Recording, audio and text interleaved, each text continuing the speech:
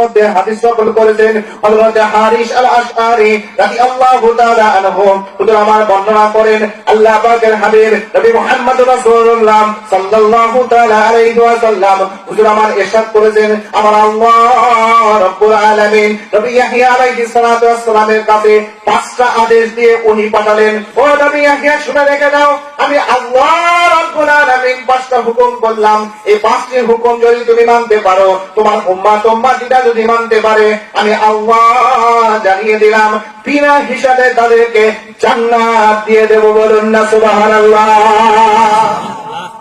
1 number হুকুম আমার আল্লাহ পাক জানিয়ে দিলেন তুমি তোমার উম্মতি যেন কখনো আল্লাহর সঙ্গে শিরক না করে আল্লাহর সাথে অংশীদার না করে। 2 নাম্বার হচ্ছে আমি আল্লাহ রব্বুল আলামিন যে নামাজটা তোমার উপর ফরজ করে দিয়েছে ওই নামাজটা যেন কখনো তুমি আদায় না করা থেকে বিরত না থাকো ওই নামাজটা আদায় করবে। নামাজ আদায়ের সময়তে তোমার চক্ষু আর অন্তর যেন অন্যদিকে না যায় তোমার চোখটা যেন অন্যদিকে না ঘুরে। হাদিসের ব্যাখ্যার মধ্যে বলা হয়েছে বান্দার অন্তরটা যেন অন্যদিকে ঘোরাঘুরি না করে। 3 নাম্বার আদেশ ছিল আমি যে রোজা ফরজ করে দিয়েছি ওই রোজাটা তোমার উম্মতিরা রাখবে। 4 নাম্বার আদেশ হচ্ছে আমার আল্লাহ রব্বুল আলামিন জানিয়ে দিলেন। 4র্থ নাম্বার আদেশ হচ্ছে আমি আল্লাহ পাক জানিয়ে দিলাম যাদের কাছে আমি অর্থ দিয়েছি টাকা দিয়েছি পয়সা দিয়েছি তারা সেই অর্থ থেকে টাকা থেকে সম্পদ থেকে যেন আল্লাহর রাস্তায় মানুষকে দান করে। 5ম নাম্বার আদেশ হচ্ছে তোমার উম্মতিরা যেন বেশি বেশি বেশি বেশি পরিমাণে আমি আল্লাহ রব্বুল আলামিন আমার নামে জিকির করে বলুন না সুবহানাল্লাহ। হাদিসের মান সহিহ। तमाम জগতের মুহাদ্দিসকে যদি এক জায়গায় একত্রিত করে দেন আর এই হাদিসের সনদটা যাচাই করতে বলেন तमाम মুহাদ্দিস নেকেরাম বলতে বাধ্য হাদিসের মান সহিহ, অস্বীকার করবার সুযোগ নাই।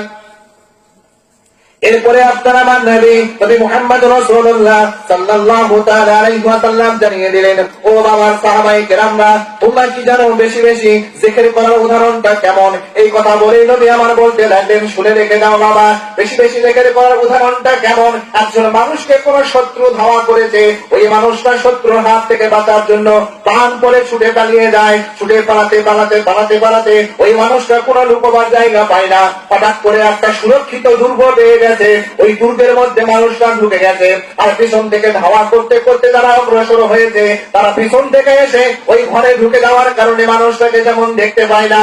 ও আমার উম্মতিরা ও নবী পাকের উম্মতিরা সাহাবায়ে কেরামরা আল্লাহ পাকের হাবিব জানিয়ে দিয়েছেন ও আমার সাহাবীরা শুনে রেখে দাও যে মানুষটা সদা সর্বদা জিকির করে ওই মানুষটাকে আমার আল্লাহ রব্বুল আলামিন ওই সুরক্ষিত দুর্গের মতন শয়তানের হাত থেকে আমার আল্লাহ তাকে হেফাজত করে বলুন না সুবহানাল্লাহ।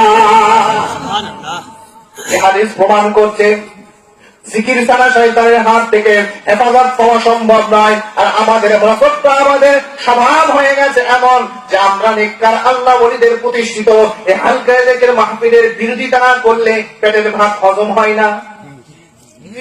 এটা হলেন কথা না জিকির করি আমাদের জিকির করা নিয়ে একজন মানুষ আমাদেরকে তুচ্ছ তাচ্ছিল্য করে কি করে না কি কথা নিয়ে কিতাবের মধ্যে উল্লেখ করে দিয়েছেন কঠিন কিয়ামতের ময়দানে যে 2 জন ব্যক্তির বিচারশালী সবার পরে যে আমার আল্লাহ রব্বুল আলামিন হঠাৎ করে 2 জন ব্যক্তিকে জানিয়ে দেবেন ও বাবা যাও আমার আল্লাহ পাক জানিয়ে দেবেন যাও তোমাদের 2 জনকে আমি জান্নাত দিয়ে দিলাম।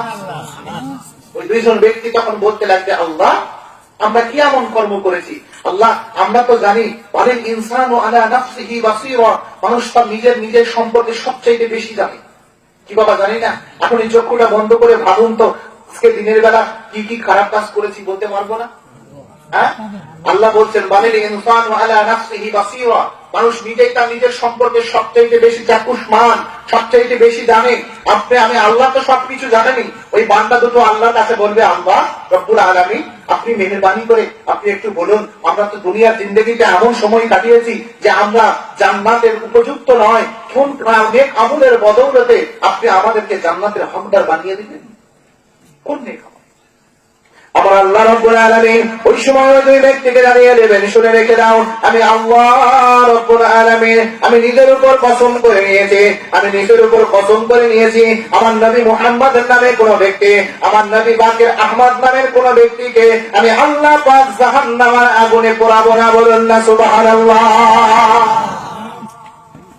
পাকের সাথে নামের মিল রাখার কারণে আমার আল্লাহ পাক জাহান্নামের আগুনে পোড়াবে না। আর আপনি আমি নবীর আলোচনা শুনে আপনার আমার কিছু মানুষের এমন স্বভাব হয়ে যায়, এমন তবিয়ত হয়ে যায় যে আপনি আমি সঙ্গে সঙ্গে সেই কথাটা বলতে দ্বিধাবোধ করি না, যে এরা আর কিছু পাই না মিলাদ নিয়ে আলোচনা করে, এরা আর কিছু পাই না নবী পাকের সামনে নিয়ে আলোচনা করে, এরা আর কিছু পাই না নবীর আসবাব নিয়ে আলোচনা করে, কেন কোরআনের তাফসীর করে না? বাবা, আমার নবী পাকের আলোচনা করাই তো আমার আল্লাহ পাকের কোরআনের আলোচনা হচ্ছে। বলুন না সুবহানাল্লাহ।